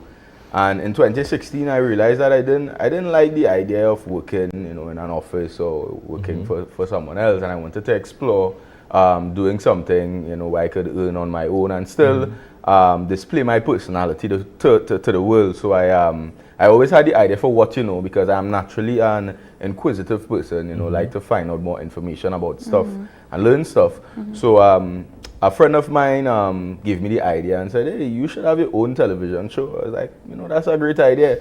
And we went out to the streets of Port of Spain in my home country, Trinidad and Tobago, and we did it, the social experiment, we recorded it and we put it out there, and people loved it, and I kept doing it, and I've been doing it for 8 years now, through the highs and lows. That has put you in a space where, in essence, you're a geography and a history student. Yeah, and I keep learning things every single day. I keep learning new things about myself. Like yesterday, I fell in love with maps. Like I got a map of Belize, and I've gotten many maps, and I just never really paid attention to it. And I really looked at the map, and I was heading to Alton Har yesterday in Belize, and I was like tracing the map, and I found it to be so amazing how much you could learn from a map. I think that technology has taken us away from the simple things in life. So looking at the map and learning different things about Belize, the different places in Belize that I could visit, the different attraction points, etc. So I still, even after being 8 years in the business, learn new things about myself, and that connects to your question about geography and stuff. So question, what brought you back to Belize? I know you've done your inaugural Belize show, but what brings you back a second time around? After doing the show for a bit, I started to traveled to a few Caribbean countries, and I did Europe, I did Dubai, many places in Europe, Barcelona, Paris, Amsterdam, Luxembourg. But I really wanted to reconnect with the Caribbean because being out there made me feel a bit distant from the Caribbean. The Caribbean people were still supporting, but I didn't feel as close to them. So in the year, go ahead, yeah. No, go ahead. So in the year 2024, I decided that I really wanted to reconnect with the Caribbean in a meaningful way. And I decided to do that. I would travel to one destination per month. So in the month of January, I visited Grenada. In the month of February, I chose Belize. I'm just choosing places at random so that I could satisfy my audience. Yeah. I have a wide audience all over the Caribbean, so I really want them to feel included and to feel a part of the journey. So I just picked Belize at random. So I'm just picking random places. Depending just on what go people and like say. choose on a map. Yeah. But I wonder how do you evolve after the first time? Because you already came here, you asked your questions. I'm assuming you've done your research. Yeah. And you just hit the streets. Yeah. So how do you elevate yourself from the last time that you were here? Right, so we elevate by trying new ideas, trying new things, adding new additions to the show, improving on equipment. We've recently invested in a brand new camera, so it's a different quality that it is now than it was last time we used to produce the show. I mean, I guess, and if you're looking on the screen here right now, we're looking at an episode. That's one of our newest episodes, 2024. Also, I've transitioned the show from using wireless mics instead of using my mic because we realized that, well, in one of our recent episodes, this one is January 2024, we have one in February 2024 now where it's just wireless mics, so that we can hear everything the person says. Because sometimes when I pull back the mic, you don't necessarily hear. So that, we evolved by that. I'm exploring, actually showing people things in interviews, like, a big printout of a picture and say, who is this? Rather than just showing them it on my phone. Yeah. So it's just about just finding new ways to recreate the show. Something that I tried out yesterday that actually worked very well is usually people like when I take off my glasses when the person is answering. But now what I'm exploring is adding on voiceovers when I take off my glasses to give people an idea as to what is going on in my brain. Yeah. Because people always say, what is he thinking? What are you thinking while you're answering? So it's like, now I'm doing that just to give people a deeper view into my mind and, just to keep improving the show. How gratifying has this been for you in terms of a journey? Because if you're saying in 2016 you realized that you didn't want to work for anybody, but you wanted to be self-employed, but at the same time still share your personality. How fulfilling has this been? It has been a journey that, very honestly, has not been as fulfilling as I thought it would be. Okay. Because when I started, I thought that the money and the travels and going to different places would make me happy. But I soon began to realize that didn't really fulfill or feel how I thought it would feel. So I started to have to do different things that actually feel fulfilled. So now I'm more focusing on the content creation, the connecting with the people. It was only yesterday sitting on the top of one of the Mayan temples in Alton Ha where I actually realized that I actually feel body experience. Yeah, I actually feel fulfilled now, and that is as a result of deciding to reconnect with the Caribbean and reconnecting with the people who put me in the position that I am. So I realized that, the amount of money, earning a lot of brand deals, I am a very driven person. So I always try to be getting the next brand deal, getting the next deal to kind of increase my income, always checking my bank account. But I realized yesterday that the last time I checked, I checked my bank account twice in the last 2 months, just to pay bills or so. I'm no longer fixated on the material possessions, but more just connecting with people, being here. I woke up this morning excited to come do this interview with you guys. I'm excited to visit Key Corker today. The experiences are what drives me, and that is the fulfilling feeling. And that has now propelled the brand deals to even more in that now I'm sitting and realize, damn, this is what I wanted. I have a deal with the Barbados Tourism Board, I have a deal with the Antigua Tourism Board, the Belize Tourism Board reach out and we're doing stuff together. A lot of different things. When I came to Belize, Belize Exotic Adventures reached out. They are taking me around. The Golden Tree Hotel reached out. They are taking care of us, accommodating us, etc. So it's becoming easier, because when I started, I would just pick random places to go, and when I arrived, I felt lost sometimes. Because I didn't know where to go, but now it's easier. I wanted to ask a question, and I know sometimes when you're doing the show, you seem genuinely shocked at some of the answers. Yeah. Are you genuinely shocked? Like, is this something that has, that I feel like now that you've been doing it for so long, you're no longer surprised? It's a mix between being shocked and giving the audience what they want, because I know they want me to take off my glasses and look, and but I think that the more ridiculous answers shock me. Yeah. The normal ones where people just, oh gosh, I just don't know. But sometimes when people are really convinced that we are on planet Mars or we are on planet Venus, it really makes you like, this man really think that, I wanted you to put us on the spot and ask if we know something. Let's do it. Spell the word top. Top? Yeah. Top. Yeah. What kind of top? Like the Define top of a mountain. T-O-P. Say the word top 2 times really fast. Top, top. 3 times faster. Top, top, top. What do you do at a green light? Stop. You go. That's how I get people. Do it signing off. All right. What's the number? In 5 seconds, tell me the number that comes right before 1 million. 999,099. 999. 999. That's how I catch you. And then I do people that as well. I give them 5 seconds to answer. I ask a young lady in Belize, how many days are there of the year? She says 1, 2, 3, 4, 5. But she's not saying it because she doesn't know. Yeah. She's saying it because it's like, put them come on on, the spot. come on, here we go. 5 seconds. Come on, you can do it. It's just for entertainment purposes. So, Nice. I also want to publicly discourage people from, posting any insulting comments, against people and stuff. I just delete all of them. I hide all of them. I discourage that, and I'm doing it publicly as well, because, it's for entertainment. One, you get to learn something as well. And also, people are not dumb or daft or anything of the sort. I don't believe that. I believe that sometimes people just get caught on the spot. Like just now? Like you guys just did. now. If you give someone sufficient space and time to Yeah. think about a how response. many days are there in a year? But there's a camera. Sometimes there's people behind the camera now, looking, laughing, etc. So how long are you going to be in Belize? I'm going to be in Belize until March the 2nd. So I'm here for a bit, Okay. And I'm really satisfied and happy about what we've done so far. We came in on Saturday, I believe. As soon as we came in, we head straight to the streets, went to the hotel, changed up straight to the streets. Hit the ground running. Got some recording done.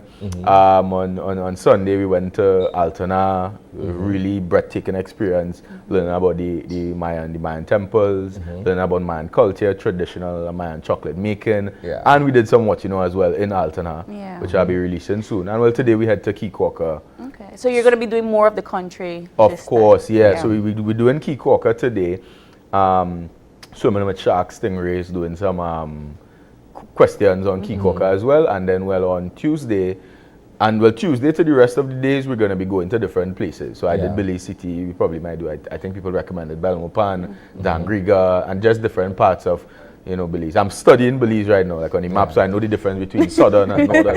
And a different culture and different people. So I'm excited to experience it. Well, Daniel, we wish you the best of luck, and we can't wait to see this new edition of What You Know.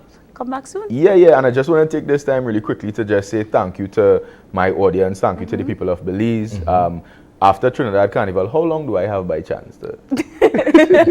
After Trinidad Carnival, I got a bit sick, and I only booked my flight to Belize only. I didn't book anything else, and I just went live one day before and tell people, yo, I'm coming to Belize tomorrow, and I have nothing in place. You guys, can you help me? And a lot of people reached out, and everything is just put into place. Accommodation was put into place. Tours was put into place. The Belize Tourism Board is taking care of me. People are taking care of me. And I just want to take this time to say thank you so much.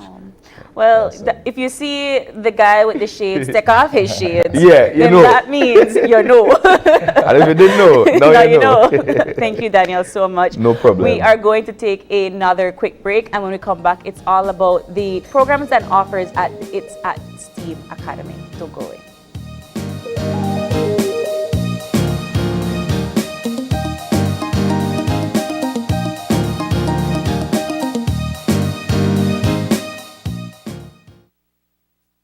Hey students, are you ready to let your words flow? The Public Utilities Commission invites students in Standard 4, 5, and 6 to join our poetry competition in observation of World Water Day on March 22nd, 2024, and win awesome prizes for you and your school. So what does it take to win? Students are asked to write an original poem on this year's theme, Water for Peace. and submit a video reciting the poem to info@puc.bz. Video submissions must be 60 seconds. Include your name, class, and school, and English caption if any other language is used. Deadline for submission is March 15th, 2024. For more information on PUC's Let Your Words Flow Poetry Competition, visit our Facebook page or website at www.puc.bz. Everyone has a voice, so get creative and let your words flow and participate in PUC's poetry competition in observation of World Water Day 2024. It kind of funny when you think about it. The UDP the talk lot of fool out ya. They say PUP lie about free education, but the proof they right ya. By the time this school year roll around, 21 high schools will be totally free. The UDP said PUP lie about give people land, but check it out, the proof they right ya. Mobile clinic for Stone Dog. People that get title same day. Poor people to first-time landowners. You know what else? How long for we workers then to call for USH? Rush the USH then say, protect for we workers. UDP never give a damn about USH. 13 years and no USH. This government, they get it done. USH, they get rush next house meeting. That's the real movement.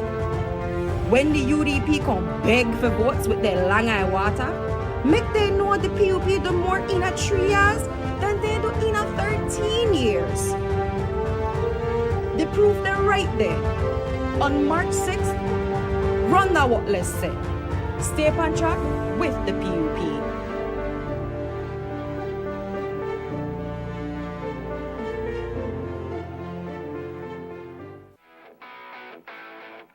February is all about Honda. Get special pricing and discounts on all Honda products. Enjoy up to 24% off select Honda products and 20% off Honda parts. And don't forget your B-Bucks whenever you make your purchase. Love your Honda. It's all about deals and discounts on Honda products throughout the month of February. Only at Benquit Equipment Parts Service. This plan, I can't leave this plan. Smart Belize. Hey there, smart thinkers. We're turbocharging your mobile experience with Smart's powered up postpaid plans.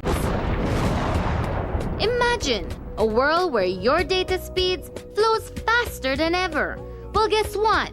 We've cranked up the dial and unleashed the postpaid power of Smart's lightning fast LTE data on all our postpaid plans. That's right, no speed bumps, more data. It's like having a limitless highway of data speed at your fingertips. Whether you're a lone ranger with an individual plan or a squad rolling with a group plan, everyone gets to surf, stream, and share at enhanced full high-quality speed. Switch to Smart's powered-up postpaid plans today and ride the wave of postpaid power. Visit any Smart showroom or smart-bz.com for details and make your mobile experience smarter and faster. Smart, bringing people together. I know I can't leave this plan. I can't leave this plan. The municipal elections 2024 are just around the corner, and Channel 5 has you covered. The results of this decisive event will determine the direction taken by 7 towns and 2 cities over the course of the next 3 years. Join us for nationwide election coverage with impartial and insightful commentary and up-to-date statistics. With correspondents in every municipality, get a first-hand look at the pulse of the nation as the elections unfold. And while they can have their say, this is my projection. 9 municipalities, and it is not far-fetched. We are going to go blue, down the line. The voters will have their way. Tune in to Channel 5 at 6 a.m. on Wednesday, March 6th, and stay with us until the winners are confirmed. Stay up to date with our pre-election coverage on News 5, Open Your Eyes, and on our social media pages. Meet the candidates, follow them on the campaign trail, and have your say on the elections through our social media polls, because your voice matters. Don't miss the excitement and drama of the Municipal Elections 2024. Tune in to Channel 5 and join us for unrivaled coverage that puts you in the heart of the action.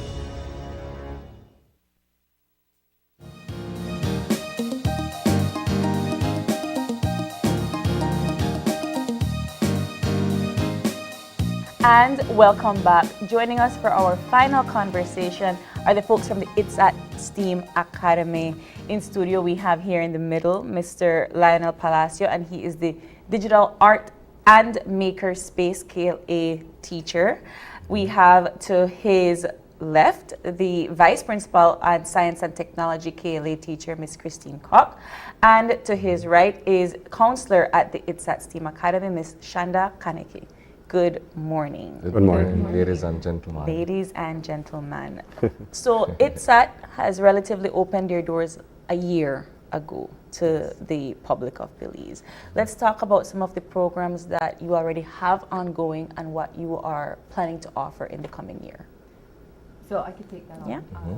Currently we have, so we're a STEAM school, and our focus is on science, technology, engineering, art, and math.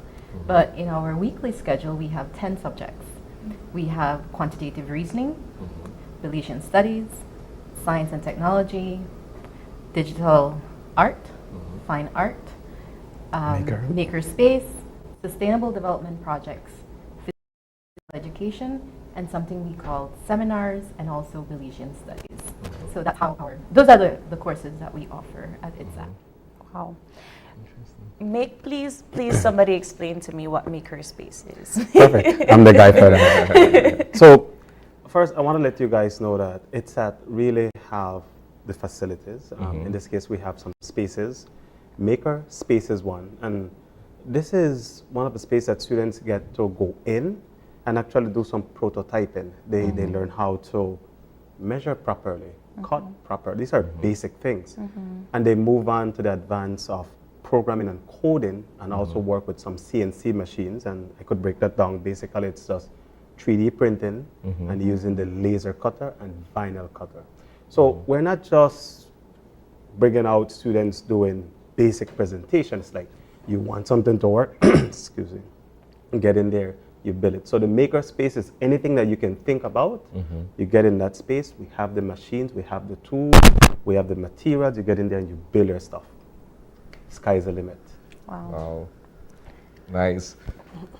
Let's talk about where you guys are in terms of the student population and how well they've taken to this new presentation. So we opened, like you said, September 2023, and we started off with 63 lovely students. And you know, sometimes I have focus groups, so I would have like 7 of them, and I'd say, how's ITSAT? You know, how do you like? Like, I like it. I like Belizean studies. I like that's my favorite, digital art, because we use SketchUp to create cafeterias and so forth. And I would ask them, you know, just to find out how they really feel. I said, what do you think about transferring to another school? How would you feel about that? And the answer was, why would I do that? You know, because they really love it here. And I think one of the persons who have taken on that lead in terms of social, emotional, cultural learning at our school is Miss Kanaki. She has something, and I will let her speak on it. It's called SECL Weeks, where we don't have any courses, but we focus on topics. And the students, they get to do several activities together as a school, because we're a small school, so they do it together. And so they bond really well with each other. They have respect. They understand, you know, discipline, manners, and to help out each other, collaboration. So she can speak a little bit more on SECL Weeks. So SECL is basically an entire week where I have the privilege of having these lovely students, and we have different topics. Our first SECL weeks were focusing on bullying, and so we created a team, and our team was It's Not a Joke, Bullying Hurts. And with that team, we had different topics and presenters that came and gave them real life scenarios and so forth. Our second one we had was it's My Choice, My Body, My Choice, My Future, and we talk about hygiene, puberty, So it's aimed to give that student that holistic view.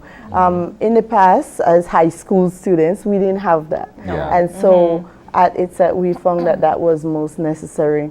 So build build our students so that when they leave from there, it's not only academics, but also they have that life skill that they can take throughout the life. It's very holistic. How do you look at growing this school in terms of the programs that are being offered that are perhaps attractive enough for other students to enroll at ITSAT? So currently, those are the subjects that we have. In Third and Fort Farm, we're looking at career pathways. Some that I can think about off the top of my head. It's still in the making, still in progress. We have data science. We have agro-processing and agriculture. We have information technology.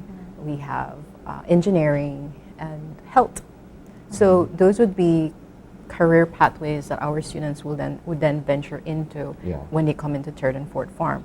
At this point in time, in first and second form, we're preparing them. We're giving them, like Mr. Palacios said, the foundational, the basics, letting them learn how to cut. And it's not, although it sounds very simple, it is not simple. He taught me the other day how to use a cutter and the board, and he's like, you have to hold it this way. And I was like, okay, so there is actually a skill, and that's what we do at ITSAT. We build skills. It's a hands-on school.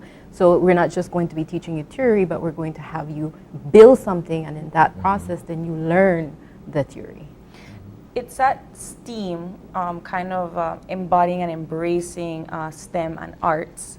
It's the first of its kind in the region, right? So how are you all taking certain curriculum from other parts of the world and embedding it into this academy? So we work closely with MIT, and we have spent months and many sleepless nights looking at different schools in the U.S. who focus in STEM education, and they've done this. We're just starting, but they've been doing this for 15, 20 years. And so we look at different examples, and because we are Belizean, then we cater it to our Belizean students, also taking into consideration the national curriculum. So you look at our Miro board and all the things that we have to connect to ensure that we are still teaching the national curriculum, because we have that obligation, but also how can we push the boundaries and take what other schools have been doing abroad and bring it into what we need to do at ITSAT. So that's how we go about building our curriculum. What has been, and I know the government of Belize, primarily the Ministry of Education, has been instrumental in its support. What has been that relationship with the ministry in terms of being able to implement these programs that you have? Implement them in school or Yes. in the rest of the country? In schools, and perhaps with a view to expand to the rest of the So country. again, it's not in my scope to talk about what the ministry intends for the rest of the country, but I know there have been some discussion about having, building a center in, I think it's each one of the districts, and they've selected some schools, and so that's currently in the runnings to happen. The ministry works with us very closely. Whenever we have discussions and meetings, they are present. So it's, all stakeholders are involved, the ministry, MIT, ITSAT, and the educators. So yes, so that's how closely we work together. So you are, we're talking about the programs and the things that you offer at ITSAT. You have your first group, your first cohort of 60 AD students that are going to move up into, I guess, second form, right? What would they have to look forward to in second form, and then what do you expect, or what can the new cohort expect of ITSAT this coming year? So maybe Mr. Palacios.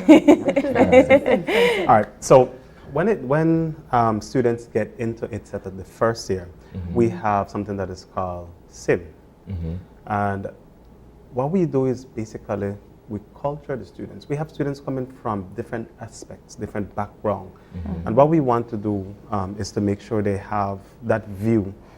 We want to unify the view to let them know this is where we are, this is who we are, and this is where we need to go, where we need to be. And during that 5 weeks of SIM, we teach some counseling stuff. We do some of the academic stuff. But basically what we do with our first farm is for them to learn how to be, how to steamify everything, how to be a student at ITSET. When they move over to second farm, it's a little bit more intense, because in first farm it's a little bit more teacher guided. They have that freedom, but we guide them because they're learning, we're molding them. We're giving them that responsibility, we're giving them the basic, the core values and so forth. So when they move over to second farm, they have a little bit more freedom to venture a little bit more. And so we always have these adjustments happening, and having it be in the first year, it has its challenge, but nothing that we can't handle. We're learning, we're adjusting, we're making it better. I think one of the questions that's perhaps being asked out there, so as April mentioned, this is your first cohort of about 60-something students. How do kids get in for first farm next year, at the beginning of the next school year? What's that process going to be like for them? Okay, so let me start that off. Today, actually, we come on the show and we're launching our recruitment campaign. We're going to be visiting our first school, All Saints Primary School today. And what happens is we go paperless. So we have our website, www.itsat.edu.bz. And when you visit the website, you'll see a tab that says Apply. When you open up the tab, you get all the information. So the deadline for applications is April 5th. That's when we stop accepting applications. You will get a response perhaps before May 2024 that you've been accepted. Those who are not accepted, they go on a waiting list. And then, it's $50. Once you get accepted, you have to pay $50 for the application fee and then $550 for the registration. So that is the process. All you need to do is you go onto the website, hit the button, click apply, and then you have all the questions that the website asks for: your name, your standard 6 report card, and etc. So there's a lot of things that you need to fill out. And then you just click submit and you wait for us to email you back that you either have been accepted or you go on a waiting list. So when people hear about ITSAT, they feel like it's a high-end school in terms of the technological advancement and the availability of stuff. But knowing that you can apply for free, that's one. Knowing that you register, your registration is $50, and knowing that your tuition is $550, it's like all of this for that. It's a whole lot. I was just gonna ask how much is it to apply, and then you basically answered that question. It's free. And I think one of the things too is we're strong in being inclusive and accepting people from various backgrounds. And one of our goals is to have 50% males and 50% females. We want the females to thrive in STEM and STEAM at ITSAT. So, Wow. So your application deadline, one more time, is April 5th. April 5th. You begin your registration campaign, your recruitment campaign today. So other schools can look forward to seeing you and your T-shirts very soon. Yes. So if you have a child between the ages of 11 to 14, if they were born, let me see, the date is July 31st, 2010. If they were born after that, then you have a higher chance of getting accepted. We only have 75 spaces, so it's not... How many? 75 spaces. 75 spaces. Wow. I'm very excited to see how this academic continues to grow. I've not heard of some of the classes before, and that's why I'm intrigued, because what is makerspace? I don't, but it's interesting to see how you apply all of these different elements of STEAM and STEM into your curriculum. So I wish you all the best. And counseling. Right. And I'm okay. So we talked about the cohort of students, but how many members of your staff are at ITSAT? How many people teach? So we have 5 teachers. In total, we have 12 staff. 12 staff. But we have 5 teachers. And if I don't want staff, I could get free counseling. Most definitely. Just needed to check also, that one. Counseling is also open to parents too. Oh, wow. So we haven't done it as yet, but coming up we are having parenting sessions because we believe in including our parents so that we can, if our parents are being reached, then definitely we'll have a smooth sailing with our students. Very, very true. Wow. I want to kind of touch on the spaces that we have. Sure. So even though at the end of the day we have a nice set of buildings, you know. That's a dream, right? So we have what we call the maker. We talk about that, the maker space. Very spacious building, AC as well. We also have a science lab. We also have a studio and fine art studio with a recording studio in the back. Yeah. We also have a digital art studio. So that's 4 major spaces there. We have the classrooms. There are like 12 classrooms.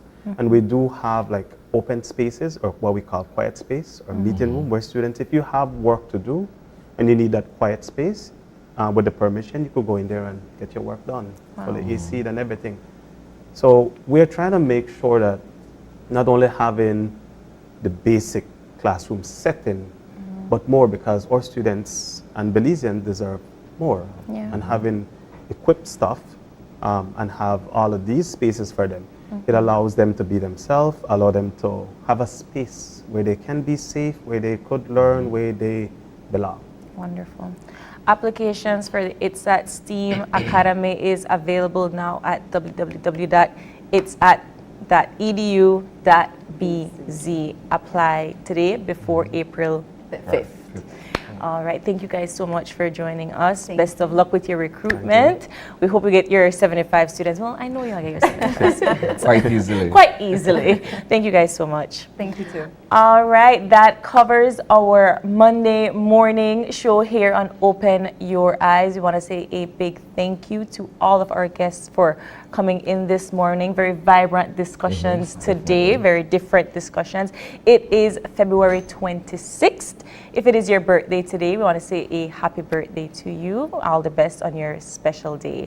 And if you have a birthday shout out or just a question or a comment, drop us a line right here at oye@channel5belize.com. You can also catch our live stream every day on Facebook at Open Your Eyes BZ, and check out our highlights on Instagram at OYE Belize. And do us a favor and join us again tomorrow, Tuesday, for our municipal interviews right here on Open Your Eyes. We'll be right here. Join us again tomorrow when you open your eyes. Start your morning right. Ooh, to start your morning right. Be sure to keep your eyes, your minds, and your hearts open. We'll see you soon, Belize. Have a wonderful day today. Bye.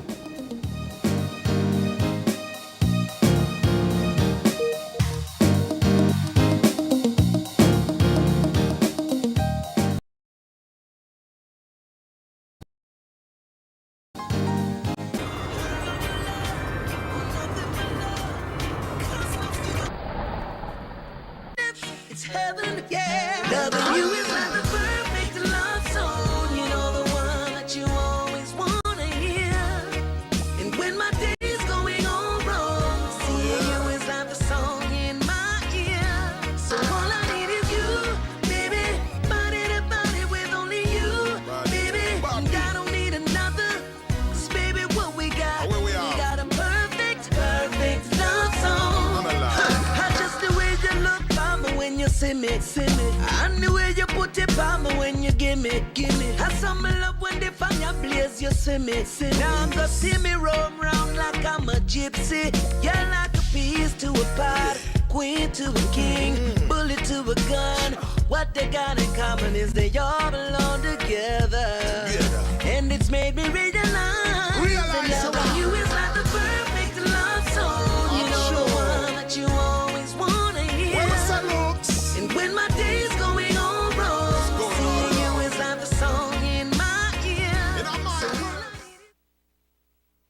Open Your Eyes was brought to you by the Belize Bank. Our country, your bank.